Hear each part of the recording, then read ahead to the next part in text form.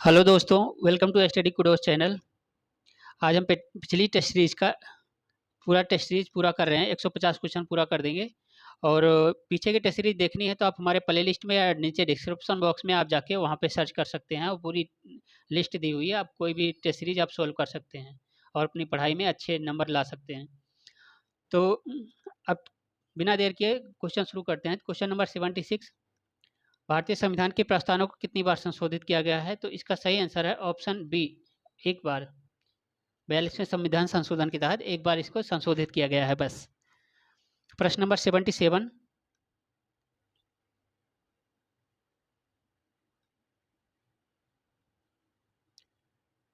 न्यायिक पुनरावलोकन से तात्पर्य क्या है? तो न्यायिक पुनरावलोकन से तात्पर्य है, इसका सही आंसर है ऑप्शन बी, विधायिका तथा कार्यपालिका के कार्यों की संवैधानिक वैधता के लिए न्यायपालिका द्वारा समीक्षा। प्रश्न नंबर 78, किसकी संस्तुति के आधार पर राष्ट्रपति भारत की आकस्मिक निधि से धन व्यय कर सकता है? तो इसका सही ऑप्शन है ऑप्शन डी, किसी की संस्तुति या अनुमति की आवश्यकता नहीं होती राष्ट्रपति को।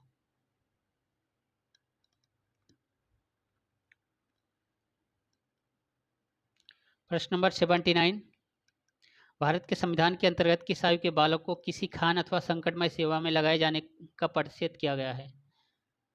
तो इसका सही ऑप्शन है ऑप्शन ए, 14 वर्ष से कम आयु के बच्चों को, जो कि एक दंडनीय अपराध है। प्रश्न नंबर 80, किस संविधान संशोधन द्वारा भूमि सुधार कानूनों को वैधानिक बनाया गया और मुआवजा देकर राज्य के द्वारा अधिग्रहण व्यवस्था की गई? तो सही ऑप्शन है इसका ऑप्शन सी, 17वां संविधान संशोधन कब हुआ था? इसके लिए आप जरूर सर्च करें ताकि आपको भी ये पता चले कब संशोधन हुआ था। जब आप सर्च करते हैं तो बहुत सी चीज़ें आपको नहीं मिलती हैं, तो इसलिए मैं आपको ये सन नहीं बता रहा हूँ किस ईयर में हुआ था। प्रश्न नंबर 81, मौलिक अधिकारों संबंधित विषय संविधान किस भाग में हैं? तो इसका सही आंसर है ऑप्शन बी,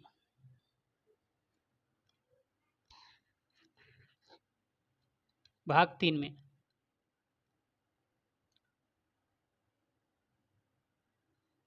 प्रश्न नंबर 82, सौरमंडल का एकमात्र उपग्रह जिसका अपना चंद्रमा है, जिसका अपना वायुमंडल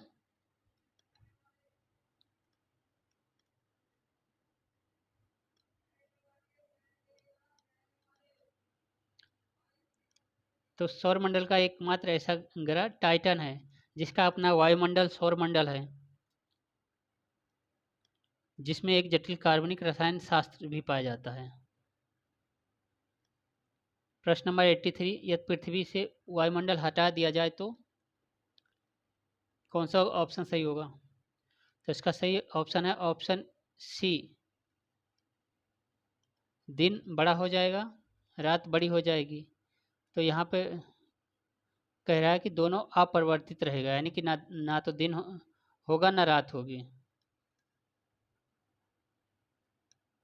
प्रश्न नंबर 84, जर्मनी और पोलैंड के बीच सीमा रेखा क्या कहलाती है? तो इसका सही ऑप्शन है ऑप्शन ए, हिंडनबर्ग रेखा। प्रश्न नंबर 85, उत्तरी और दक्षिणी कोरिया के मध्य सीमा को किसके द्वारा अंकित किया गया है?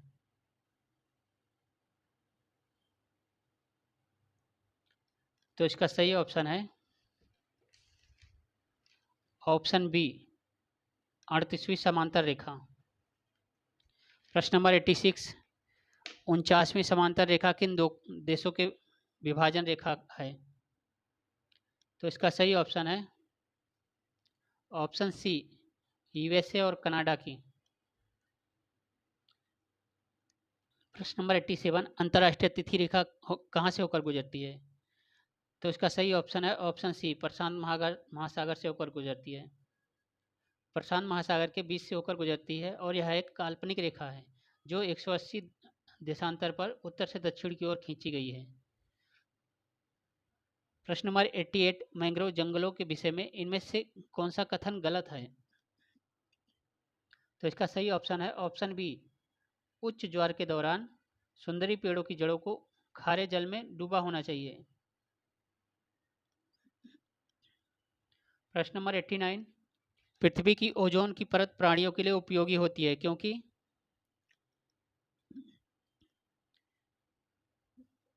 तो इसका सही ऑप्शन है ऑप्शन डी, क्योंकि यह उन्हें सूर्य की अत्यधिक पराबैंगनी किरणों से बचाती है, ओजोन की परतें। प्रश्न नंबर 90, प्रश्न नंबर 90, हवाई जहाज प्राय में उड़ते हैं, हवाई जहाज प्राय कहाँ पे उड़ते हैं, कौन से मंडल में?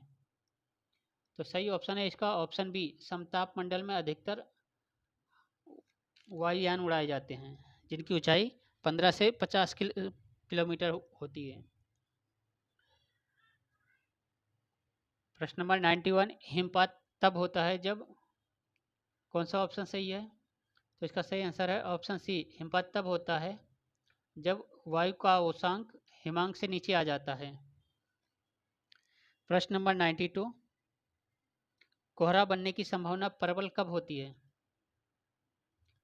तो इसका सही आंसर है ऑप्शन ए, गर्म धारा पर शुष्क ठंडी धारा बहती है तब। प्रश्न नंबर 93, प्रातःकाल काफ़ी मात्रा में ओस बनने का कारण क्या है? तो सही ऑप्शन है इसका ऑप्शन सी, आसमान, साफ आसमान और शांत हवाएं इसका कारण है ओस बनने का। प्रश्न नंबर 94, पच्छाद मेघ का अर्थ क्या है? तो इसका सही ऑप्शन है ऑप्शन सी, उच्च मेघ पच्छाद मेघ का अर्थ है। प्रश्न नंबर 95, खाद्य एवं कृषि संगठन का मुख्यालय कहाँ है? तो इसका सही आंसर है ऑप्शन बी, रोम में। प्रश्न नंबर 96, वेपन्स ऑफ पीस पुस्तक के लेखक कौन हैं? तो सही ऑप्शन है ऑप्शन डी, राज चेन्नगप्पा। प्रश्न नंबर 97, राष्ट्रीय गान जनगण मन की गायन अवधि कितनी है? तो इसके सही सही आंसर है ऑप्शन सी, 52 सेकेंड, 52 सेकेंड। प्रश्न नंबर 98, भारत के राज्य चिन्ह सारनाथ का सिंह स्तंभ को कब अपनाया गया? तो इसका सही आंसर है ऑप्शन ए, 26 जनवरी 1950 को। पहले गणतंत्र दिवस पर ही इस स्तंभ चिन्ह को अपनाया गया था। प्रश्न नंबर 99, तटरक्षा बल की स्थापना कब हुई थी? तो इसका सही ऑप्शन है ऑप्शन डी, 1978 में। प्रश्न नंबर 100, संगीत नाटक अकादमी की स्थापना कब हुई? तो सही आंसर है ऑप्शन ए, 1953 में। प्रश्न नंबर 101, कृत्रिम नभमंडल स्थित है? तो कृत्रिम नभमंडल भुवनेश्वर में स्थित है, उड़ीसा की राजधानी भुवनेश्वर में स्थित है।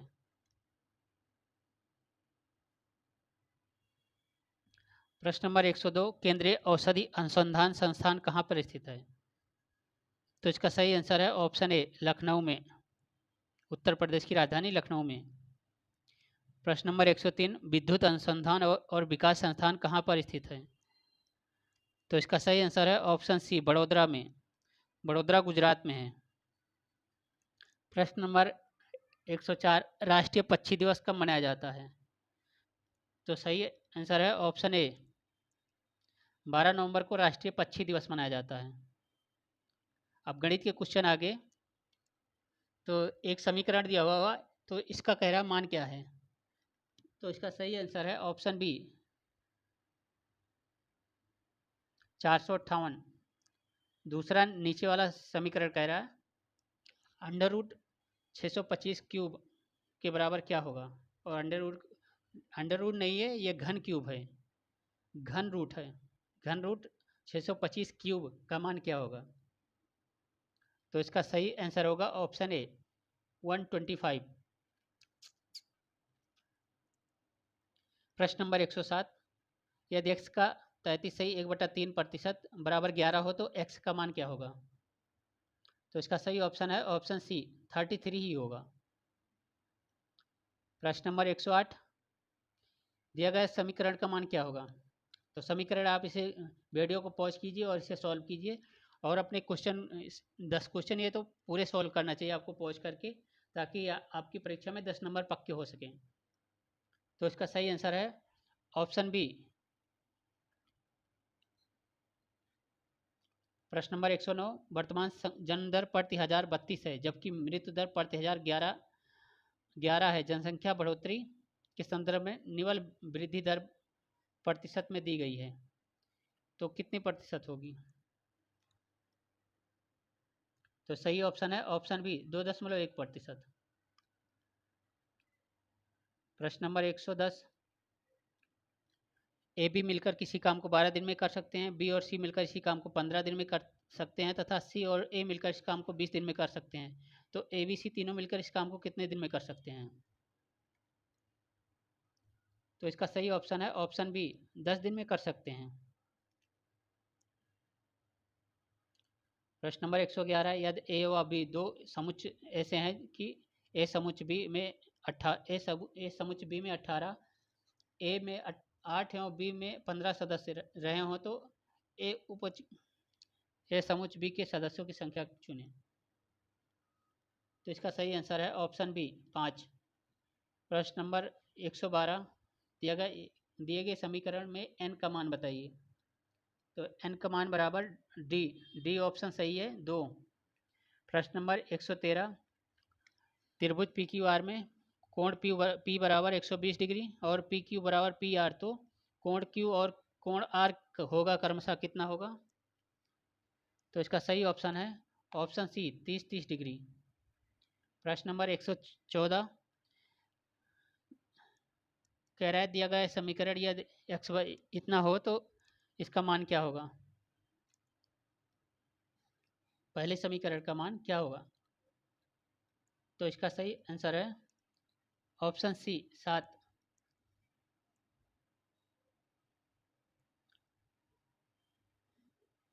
प्रश्न नंबर 115, प्रचलित कीमतों पर देश के सकल अर्थव्यवस्था के जीबीए में 2020-21 में कृषि तथा संबंध क्षेत्र का हिस्सेदारी कितनी है? तो इसका सही आंसर है ऑप्शन डी 19.9%।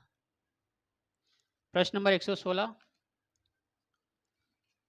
वर्ष 2019-20 में चना का सर्वाधिक उत्पादन करने वाला राज्य कौन है? तो इसका सही ऑप्शन है ऑप्शन ए कर्नाटक। प्रश्न नंबर 117, देश में वर्ष 2019-20 में सर्वाधिक दलहन और तिलहन उत्पादन वाले राज्य हैं। तो इसका सही ऑप्शन है ऑप्शन ए राजस्थान। सभी लोग 2022 की करंट अफेयर जरूर करा रहे हैं, लेकिन 2021 का करंट अफेयर अगर आप भूल गए तो आपकी परीक्षा में आपके कम से कम 10 से 15 नंबर आपके कट जाएंगे। तो ये टेस्ट सीरीज आपको सॉल्व करना जरूरी है। तो अगर अभी तक आपने इस चैनल को सब्सक्राइब नहीं किया तभी सब्सक्राइब कीजिए, और आप अपने फ्रेंड सर्कल के साथ इस वीडियो को जरूर शेयर कीजिए ताकि ज़्यादा से ज़्यादा लोगों तक इसका लाभ पहुँच सके। तो अब क्वेश्चन नंबर 118, वर्ष 2019-20 में देश के सर्वाधिक कुल खाद्यान्न उत्पादक राज्य हैं। तो इसका सही ऑप्शन है ऑप्शन ए। ऑप्शन डी सही है उत्तर प्रदेश। उत्तर प्रदेश सर्वाधिक कुल खाद्य उत्पादक राज्य है। तो इसमें घटते बढ़ते क्रम में भी है, उत्तर प्रदेश, मध्य प्रदेश और पंजाब हैं। पहले उत्तर प्रदेश, फिर मध्य प्रदेश, फिर पंजाब। प्रश्न नंबर 119, 15वें वित्त आयोग के 2021 से 26 अंतिम रिपोर्ट के अनुसार केंद्र सरकार ने विभाजनीय करों का कितना हिस्सा राज्यों के बीच बांटने की स्वीकृति प्रदान की गई है? तो इसका सही ऑप्शन है ऑप्शन डी 41%। प्रश्न नंबर 120, इनमें से कौन सी आर्थिक अधिसंरचना में नहीं आता है? तो इसका सही ऑप्शन है ऑप्शन सी शिक्षा एवं स्वास्थ्य आर्थिक अधिसंरचना में नहीं आता।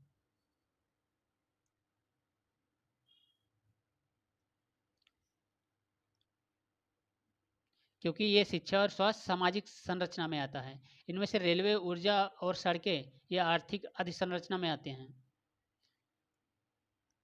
प्रश्न नंबर 121, सामाजिक अधिसंरचना में किसे शामिल नहीं किया गया है? तो इसका सही ऑप्शन है ऑप्शन सी तार और दूरसंचार को।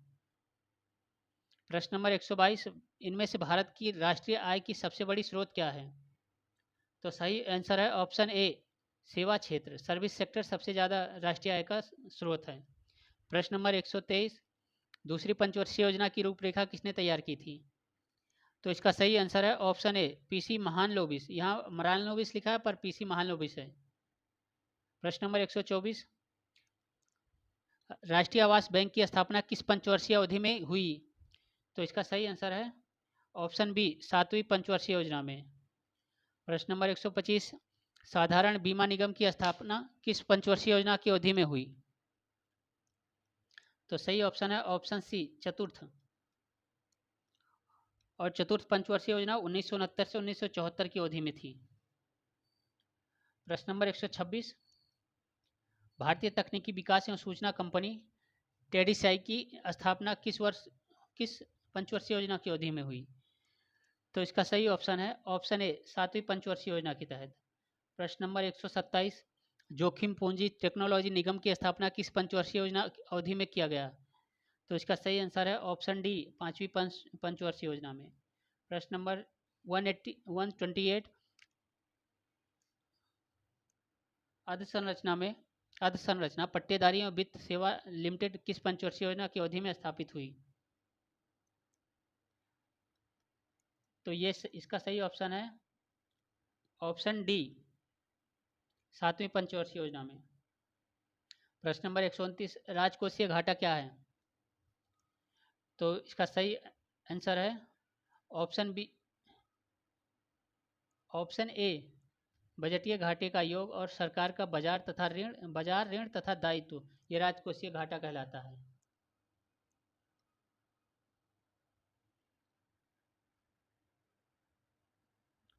प्रश्न नंबर 130, जून 2021 में जारी नीति आयोग की एसडीजी भारत सूचकांक 2020-21 में स्वच्छ जल और स्वच्छता लक्ष्य में अंक कितना है? तो इसका सही आंसर है ऑप्शन बी, 91। प्रश्न नंबर 131, नीति आयोग के एसडीजी भारत सूचकांक 2020-21 में शांति, न्याय और मजबूत संस्थाएं के लक्ष्य में बिहार का अंक कौन सा है? तो सही ऑप्शन है ऑप्शन ए, 73 नंबर। प्रश्न नंबर 132, हाल ही में आयोजित टोक्यो पैरालंपिक खेलों में बिहार के किस खिलाड़ी ने भाग लिया था? तो इसका सही ऑप्शन है ऑप्शन ई, उपयुक्त में से कोई नहीं, उपयुक्त में से एक से अधिक, क्योंकि इसमें से एक से अधिक लोगों ने भाग लिया था। इसमें प्रमोद भगत ने भी लिया था, शरद कुमार ने भी लिया था। क्योंकि प्रमोद भगत और शरद कुमार ने भाग लिया था। मुजफ्फरपुर के शरद कुमार थे जो ऊंची कूद, और उड़ीसा के खेलने वाले हाजीपुर निवासी प्रमोद भगत बैडमिंटन में भाग लिए थे। प्रश्न नंबर 133, टोक्यो ओलंपिक में पदक जीतने वाली भारतीय हॉकी टीम में बिहार का कौन सा खिलाड़ी शामिल था? तो इसका सही ऑप्शन है ऑप्शन बी, विवेक सागर।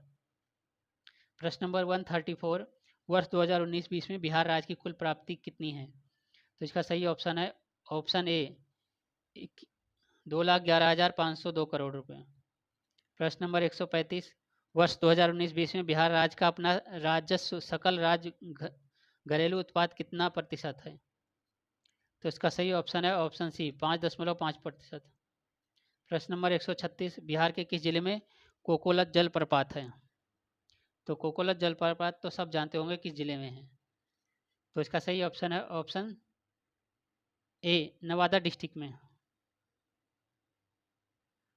कोकोलत जलप्रपात नवादा डिस्ट्रिक्ट में है।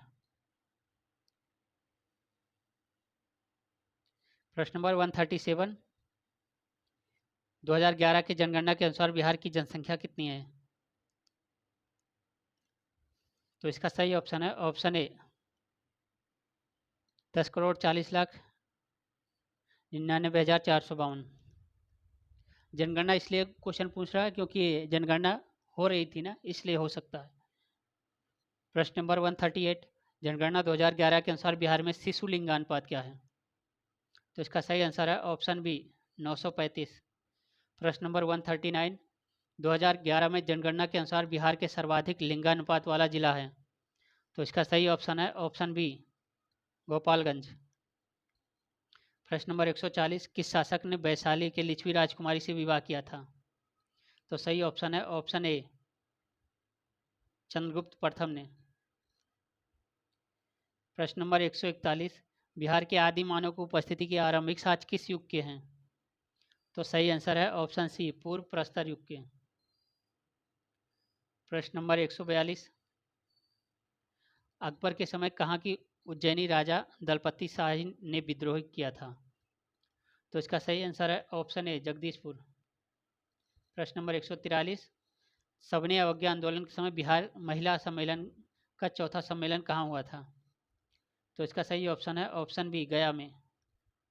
प्रश्न नंबर 144, सबने अवज्ञा आंदोलन के दौरान डॉक्टर राजेंद्र प्रसाद को 5 जुलाई 1930 को कहाँ से गिरफ्तार किया गया था? तो इसका सही ऑप्शन है ऑप्शन बी, छपरा से। प्रश्न नंबर 145, निम्न में से कौन किसान नेता नहीं थे? तो सही ऑप्शन है ऑप्शन डी, सूर्यनाथ चौबे। प्रश्न नंबर 146, बिहार स्टूडेंट कॉन्फ्रेंस का 21वां अधिवेशन कहाँ संपन्न हुआ? तो इसका सही आंसर है ऑप्शन डी, मोतिहारी में। प्रश्न नंबर 147, भारतीय राष्ट्रीय कांग्रेस का 37वां अधिवेशन 1922 में कहाँ संपन्न हुआ था? तो सही ऑप्शन है ऑप्शन बी, गया में। प्रश्न नंबर 148, चंपारण कृषि विधेयक को विधान परिषद में कब पारित किया गया? तो इसका सही ऑप्शन है ऑप्शन सी, 29 नवंबर 1917 को। और 20 फरवरी 1918 को यह विधेयक सरकारी गजट में प्रकाशित हो गया था। प्रश्न नंबर 149, बिहार में व्यक्तिगत सत्याग्रह के दूसरे सत्याग्रही कौन होने वाले थे? तो इसका सही आंसर है ऑप्शन डी, अनुग्रह नारायण सिंह। प्रश्न नंबर 150, भारत छोड़ो आंदोलन के क्रम में पटना सचिवालय गोलीकांड में शहीद होने वालों में निम्न में से कौन सी शामिल नहीं थे?